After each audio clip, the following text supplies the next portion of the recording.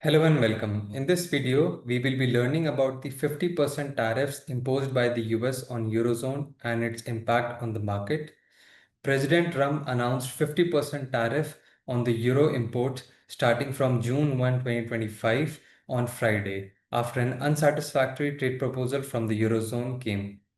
This later was delayed to July 9, 2025 following talks with the Eurozone Commission President. This news gave boost to the euro, with the euro USD pair rising to its strongest level in about a month. Uh, After the announcement, initially it caused the European stock market to fall sharply. Major indices like Stocks Europe 600 fell by 1.9% and Germany's DAX fell by 2.3% and so on. But markets recovered later in the week as the delay gave investors some relief.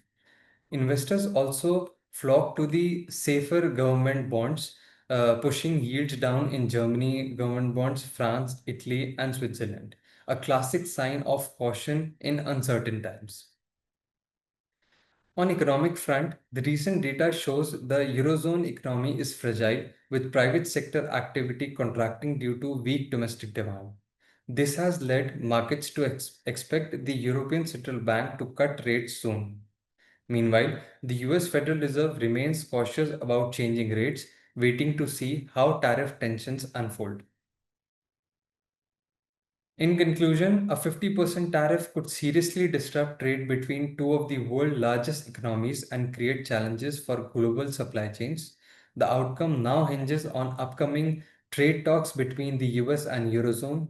Failure to reach an agreement could deepen economic tensions and impact markets worldwide. Thanks for watching and stay tuned for more such market updates.